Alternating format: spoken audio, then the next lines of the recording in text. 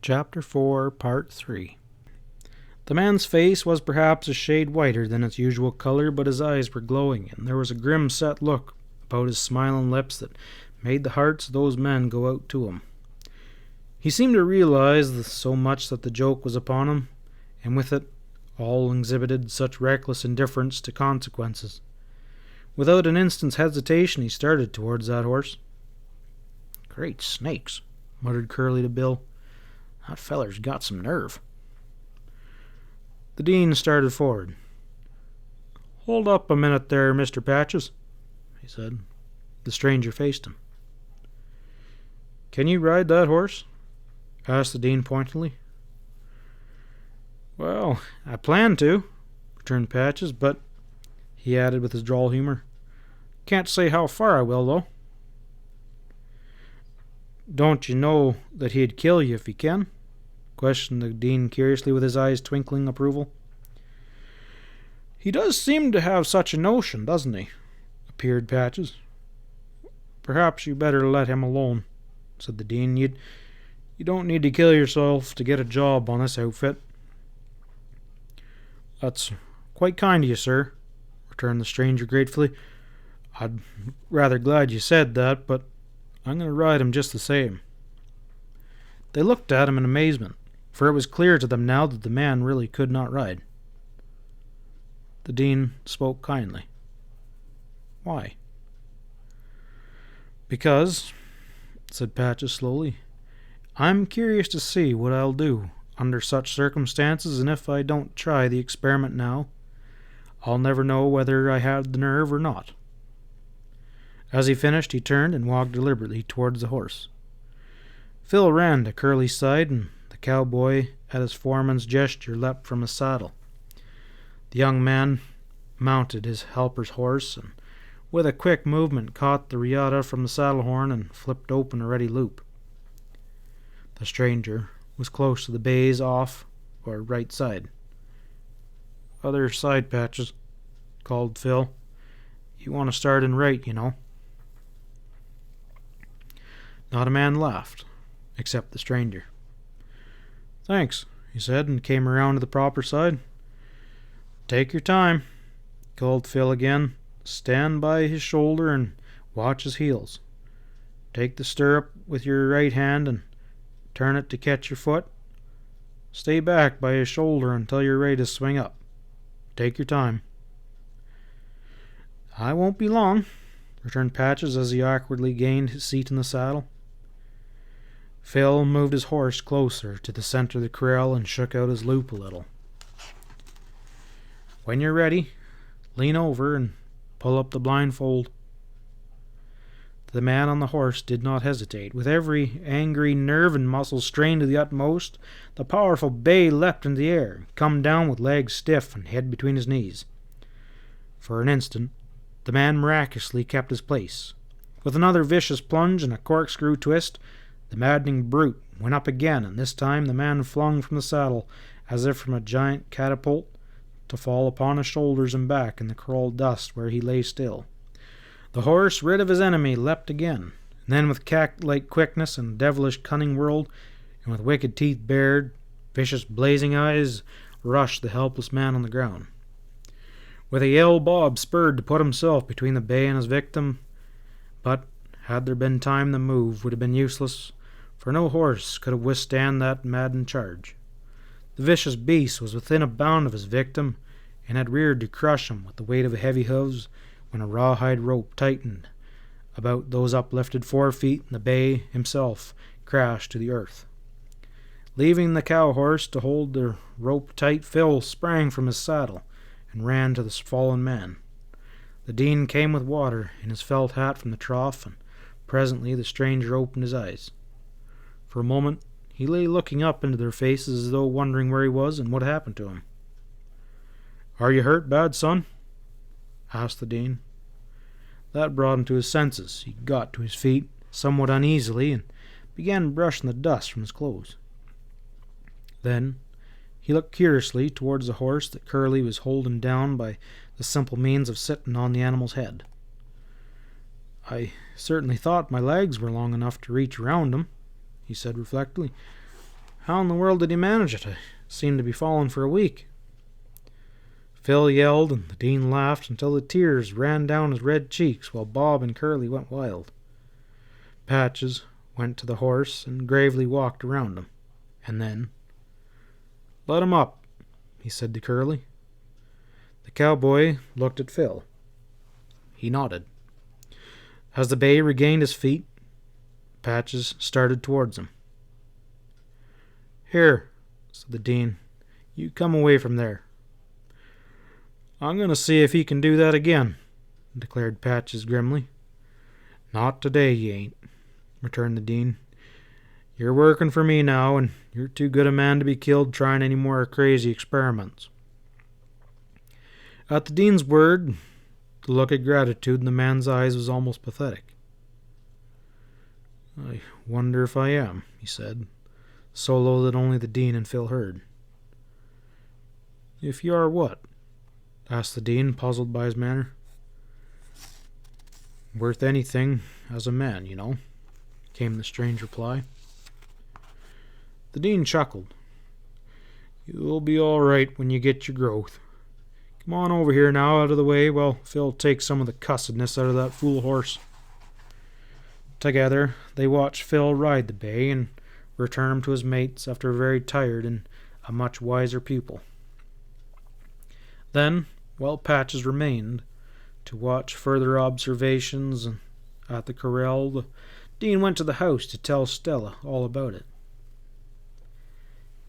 "What do you think he really is?" she asked at the last of the long list of questions and comments. Dean shook his head. "There ain't no telling. A man like that's liable to be anything." Then he added with his usual philosophy, "He acts, though, like a genuine thoroughbred that's been badly mishandled and was just found out." When the day's work was finished and the supper was over, little Billy found Patches where he stood looking across the valley towards Granite Mountain that loomed so boldly against the soft light of the evening sky. The man greeted the boy awkwardly, as though not accustomed to children. But little Billy, very much at ease, signified his readiness to help the stranger in an intimate acquaintance with the world of which he knew so much more than this big man. He began with no waste of time on mere preliminaries. "See that mountain over there? That's Granite Mountain. There's wild horses that live over there, and sometimes we catch 'em. Bet you didn't know that Phil's name is Wild Horse Phil." Patches smiled. "It's a good name for him, ain't it?" "You bet." He turned and pointed eagerly to the west. "There's other mountains over there I bet you didn't know the name of." "Which ones do you mean? I see several." "That long black-looking one, do you know about it?" "I'm really afraid that I don't." "Well, I'll tell you," said Billy, proud of his superior knowledge. "That there's Tallyholt Mountains." "Indeed?" "Yes, and Nick Cambert and Yapai Joe live over there. Do you know about them?" Tall man shook his head. "No, don't believe that I do." Little Billy lowered his voice to a mysterious whisper. "Well, I'll tell you. Only you mustn't ever say anything about it out loud. Nick and Joe are cattle thieves. They're branding our calves, and Phil he's about to catch 'em on it some day, and then they'll wish they hadn't. Phil he's my partner, you know." "A fine partner indeed," returned the stranger, as if not wishing to inquire further information about the men of Tallyholt Mountain. "You bet he is," came the instant reply. "Only Jim Reed, he don't like 'em very well." "That's too bad, isn't it?" "Yeah, you see, Jim Reed is Kitty's daddy. They live way over there." He pointed across the meadow to where, a mile away, a light twinkled in the window of the Pothook ranch house. "Kitty Reed's a mighty nice girl, I tell you, but Jim, he says there need no cowpuncher come around trying to get her, 'cause she's been away to school, you know, and I think Phil—" "Whoa, hold on a minute, sonny," interrupted Patches hastily. "What's the matter?" questioned little Billy. "Why, it strikes me that a boy with a partner like Wild Horse Phil ought to be mighty careful about how he talks others that might be private affairs with a stranger, don't you maybe think so?" "Maybe so," agreed Billy, "but you see, I know that Phil wants Kitty 'cause—" "Shh! What in the world is that?" whispered Patches in great fear, catching his little companion by the arm. "That? Don't you know an owl when you hear one? Golly, you're a tenderfoot, aren't you?" Catching sight of the Dean, who was coming towards them, he shouted gleefully, "Uncle Will, Mr. Patches is scared of an owl. What do you think about that? Patches is scared of an owl." "Your Aunt Stella wants you," laughed the Dean. Billy ran off to the house to share his joke of the tenderfoot with his Aunt Stella and his partner Phil. "I've got to go to town tomorrow," said the Dean. "I expect you better get along and get your trunk or whatever you have and some of an outfit. You can't work in them clothes." Patches answered hastily, "Why, I think I can get along all right, Mr. Baldwin." "But you'll want your stuff, or your trunk or grip or whatever you got," returned the Dean. "I haven't nothing in Prescott," said the stranger slowly. "You haven't? Well, you'll need an outfit anyway," persisted the cattleman. "Really, I think I can get along for a while," Patches replied defiantly. The Dean considered for a little, and then he said with a straightforward bluntness, but not at all unkind, "Look here, young man. You aren't afraid to go to Prescott, are you?" The other laughed. "Not at all, sir. It's not that. I suppose I should tell you now, though. All the clothes that I have are on my back, and I haven't a cent in the world with which to buy an outfit, as you call it." The Dean chuckled. "So, that's it. I thought maybe you was dodging the sheriff. If it's just plain broke that's the matter, why, you'll go to town with me in the morning, and we'll get you what you need. I'll hold it out of your wages until it's paid. Not a problem." As though the matter was settled, he turned back towards the house, adding, "Phil will show you where you're to sleep." When the foreman had found the new man to his room, the cowboy asked casually, "You find the goat ranch all right? Night before last, did you?" The other hesitated, and then he said gravely, "I didn't look for it, Mr. Acton." "You didn't look for it?" "No, sir." "Do you mean to say that you spent the night up there on the divide without blankets or anything?" "Yes, sir, I did." "And where'd you stop at last night?" "At Simmons." "Walked, I suppose?" The stranger smiled. "Yes." "Well, look here," said the puzzled cowboy, "I don't mean anything by asking questions which are none of my business, but I can't figure it out.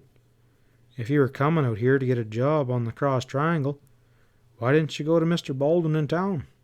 Anyone could have pointed him out to you. Or why didn't you say something to me when we were talking back at the divide?" "Why, you see," explained the other lamely, "I didn't exactly want to work on the Cross Triangle or anywhere." "But you told Uncle Will that you wanted to work here, and you were on your way here when I met you." "Yeah, I know, but you see—" "Oh, hang it all, Mr. Acton. Haven't you ever wanted to do something that you didn't want to do? Haven't you ever been caught in a corner that you were simply forced to get out of when you didn't like the only way you had to get out? I don't mean anything criminal," he added with a short laugh. "Yes, I have," returned the other seriously, "and if you don't mind, there's no handle to my name. Round here it's just plain Phil, Mr. Patches." "Thanks. Patches doesn't need any decorating neither." "And now, one more," said Phil with his winning smile. "Why in the name of all the obstinate fools that roam at large did you walk out here when you could have had plenty of chances to ride?" "Well, you see," said Patches slowly, "I fear I can't explain, but it was just part of my job." "Your job? But you didn't have any job until this afternoon." Oh, yeah, I did. I had the biggest kind of a job. You see, that's what I was doing on the divide all last night, trying to find some other way of doing it. Do you mind telling me what that job is? Asked Phil curiously. Patches laughed as though at himself. I don't know that I can exactly. I think perhaps it's just to ride that big bay horse out there. Phil laughed aloud, a hearty laugh of good fellowship. You'll do that, all right. You really think so? Asked Patches eagerly. Sure, I know it. I wish I could be sure, returned the strange man doubtfully, and the cowboy, wondering, saw that wistful look in his eyes. That big devil's a man's horse, all right, mused Phil. Why, of course, and that's just it, don't you see? Cried the other. Then, as if he regretted his words, he added quickly, Do you name your horses? Sure, answered the cowboy. We generally find something to call them. And have you named that big bay yet? Phil laughed. I named him yesterday when he broke away as we were breaking in the bunch. I had to rope him to get him back. What'd you name him? Stranger. Stranger? And why Stranger? Oh, I don't know. Just one of my fool notions, returned Phil. Good night. End of chapter 4.